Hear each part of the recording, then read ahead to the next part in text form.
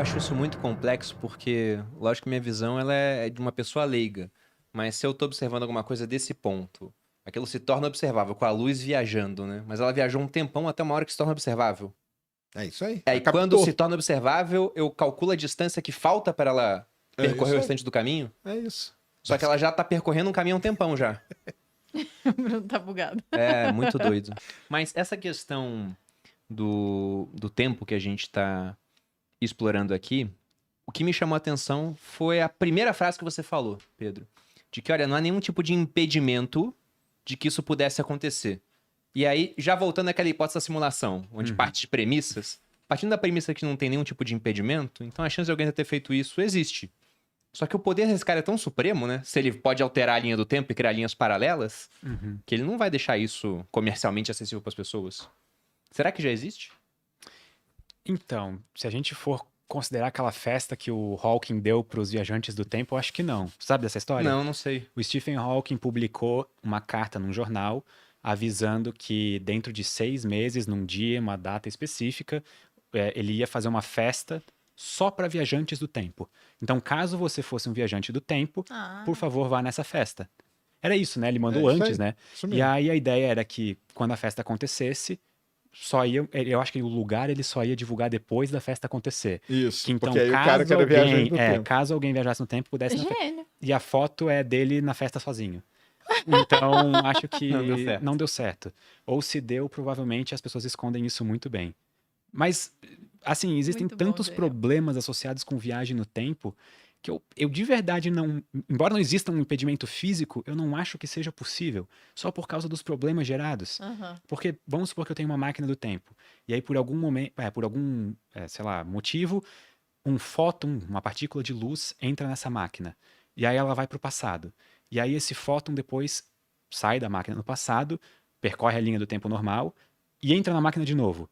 Ele vai ficar cada vez mais, novas vezes entrando, adicionando mais fótons no problema e eventualmente a máquina poderia até tipo, virar um buraco negro, sabe? Tipo, ia ter muita energia tipo, ali a virar um buraco negro. Então, eu só acho que não é possível. Eu só acho que tudo bem, não existe nenhuma lei da física que proíba de vez, mas Mas é não pouco dá, provável, sabe? aham. É. E como que funciona, por exemplo, essa questão de que hoje o James Webb ele tá pegando imagens que seriam do começo do universo. Isso aí. Então, aquilo tá viajando no tempo e no espaço, na velocidade da luz, para chegar até nós hoje. Então a gente se moveu mais rápido do que a velocidade da luz para estar aqui, a distância do começo, digamos assim. Como é que ele consegue pegar isso? Então, a primeira coisa, o James Webb ele foi um telescópio que foi feito para atuar no infravermelho, e isso tem uma explicação muito interessante. Lembra que a gente falou que o universo está se expandindo de forma acelerada? Então, isso quer dizer o quê? Que as coisas que estão muito distantes, elas estão se movendo. Quando elas se movem, na física, né, e no que a gente estuda, ela vai para a parte vermelha do espectro. Então, uma galáxia que está muito longe, uma galáxia que está aqui perto, ela é branquinha quando você observa, depois ela vai ficando laranja, e uma galáxia muito distante, ela está avermelhada. Por que ela está avermelhada? Porque ela está numa posição do universo aonde está muito acelerado. Então, está acelerado, ela está indo para a parte vermelha. Isso aí é muito explicado pelo efeito, a gente chama de efeito Doppler, que é o lance da sirene passando, né? Então você a sirene passa. Esse dela vai ficando é a onda sendo esticada, vai ficando para o vermelho. Por isso que o James Webb foi feito para atuar no infravermelho, porque o objetivo dos astrônomos era detectar galáxias num período. Lembra que eu falei que teve a Era das Trevas? Logo depois da Era das Trevas teve um negócio chamado período da reionização do universo, que é quando o universo começou a ascender, a brilhar de novo. O objetivo do James Webb é tentar chegar ao máximo nesse período da reionização. Quando que ele aconteceu, tem uma data específica, X milhões, a gente não sabe. Então o James Webb tá indo aí. Hoje, considerando o modelo do Big Bang, o James Webb ele chegou na galáxia mais distante que ele observou, ela tá 390 milhões de anos depois do Big Bang. Esse é o ponto que a gente está hoje. Logo que ele foi lançado, teve desculpa, falou, aqui é a galáxia mais distante, 200 e tal, mas essas coisas foram revisadas. O Hubble, ele tinha chegado a 400. O James Webb foi um pouquinho além já. A ideia dos astrônomos é que o James Webb chegue a 200 milhões de anos após o Big Bang. À medida que ele vai evoluindo, os métodos vão avançando, que ele consiga chegar a 200 milhões de anos depois do Big Bang. Essas galáxias aí, elas estão o quê? A 13. Se a gente considerar 13,7, né? Elas estão ali a 13,4, né? Bilhões de anos. Só que aí tem uma coisa muito importante. Os astrônomos, eles... Dificilmente você vai ver um astrônomo falar que tal coisa está a tantos bilhões de anos-luz de distância. Eles não usam isso. Eles usam por quê? Porque para o astrofísico, para o astrônomo, o universo está expandindo. Então você não tem a data aqui, você tem que considerar a expansão do universo. Para isso a gente usa uma letrinha para determinar a distância das coisas, que chama-se Z. Z é o desvio para o vermelho.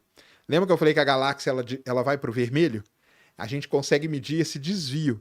Ou seja, se a galáxia não tivesse desviada, o espectro dela era para estar num lugar. Quando a gente mede e vê o espectro dela em outro, esse desvio aqui no espectro é isso que eles usam para medir distância. Então a distância ela não é mesmo. A gente fala, né? 13 ponto tantos bilhões de anos-luz e tal, mas o astrônomo, mesmo você pegar qualquer artigo científico de astronomia, você não vai ver essa medida. Você vai ver a galáxia, essa que eu falei no começo, que foi descoberta, ela está em Z igual a 11. Z igual a 11 coloca ela 2 bilhões de anos depois do início do universo. É muito perto do início do universo. Só que a gente tem Z13 já, Z14, que são essas aí a 390 milhões. Então o James Webb está observando essa faixa aí. E a luz dessa galáxia demorou 13 bilhões de anos para chegar até a gente. Essa que é o que a gente diz. Entendeu? Viajando na velocidade da luz. Nossa, acho que sim. Sabe o que é mais louco disso tudo? Para um fóton que foi gerado nessa galáxia há 13 bilhões de anos, há 13 bilhões de anos, ele ficou viajando pelo universo todo esse tempo e para ele, o momento em que ele foi gerado e o momento em que ele foi absorvido pelo nosso telescópio ou pelos olhos da gente é o mesmo instante, porque os fótons não experienciam tempo por estarem se movendo na velocidade da luz. Também eles só conseguem fazer isso porque não tem massa, então... Por energia. Né, eles são puramente não massa. Então, assim, eu acho isso bem impactante quando a gente para pra pensar no universo, assim, as coisas acontecem ao nosso redor, bilhões de anos de história, e a gente fica, assim, às vezes discutindo sobre coisas muito pequenas no dia a dia, sabe? Muito estranho. Cara, brisei agora, E aí, só para completar, por que nós estamos fazendo isso? Porque os astrônomos eles querem entender como que as primeiras galáxias e as primeiras estrelas se formaram. Então, como que a gente faz isso? Tentando observar o mais distante possível. O problema é que quanto mais distante, é mais difícil, tem mais erro, tem mais incerteza nas observações e tudo. Então, não se assustem. E isso eu explico até pro meu pessoal lá, porque eu posto um vídeo um dia, depois eu posto um que parece que eu estou desmentindo o outro. Não é que eu estou desmentindo, é porque aquele grupo de galáxias foi observado primeiro com determinado instrumento do James Webb, com determinados métodos. Depois aquilo lá tudo é revisado. E aí quando revisa, algumas coisas saem, outras novas entram, ou sai tudo. E uma coisa muito importante, para a ciência não tem problema isso. Não existe problema nenhum com isso. Então, essa galáxia de ontem, que eu postei ontem, que ela tá aí nessa que está desafiando a cosmologia, por conta dela ter ser muito grande, formado muito no começo do universo, pode ser que amanhã isso aí seja revisado e ela venha para uma posição que, ok, ela está de acordo com os modelos. Ou pode ser que a gente descubra, e esse que é o ponto mais interessante que o pessoal discute no artigo, nós estamos falando de uma só. Será que não existe uma população de galáxias ali? Aí seria legal, porque aí com isso a gente consegue criar um novo modelo para explicar essa situação. Mas então um dos principais objetivos do James Webb é justamente esse. Por isso que ele foi feito da maneira como ele foi. Para ver no infravermelho não é à toa, é para tentar chegar o mais distante ou mais profundo, né, que a gente fala, no universo. Eu acho isso muito complexo porque, lógico que minha visão ela é de uma pessoa leiga. Mas se eu tô observando alguma coisa desse ponto, aquilo se torna observável, com a luz viajando, né? Mas ela viajou um tempão até uma hora que se torna observável. É isso aí. Aí quando se torna observável, eu calculo a distância que falta para ela percorrer o restante do caminho. É isso. Só que ela já tá percorrendo um caminho há um tempão já. O Bruno tá bugado. É, muito doido. E ainda está sendo afetado pela expansão do universo. Tem isso. Por isso que ela vai para o vermelho. O fóton lá que o Pedro falou, o fóton veio viajando. Só que ele veio viajando e o universo expandindo. Então ele foi se esticando. Imagina que ele vai se esticando, né? Vai esticando o comprimento de onda dele. Por isso que ele vai... Se eu não tivesse o James Webb, se eu tivesse só o Hubble não observa no infravermelho.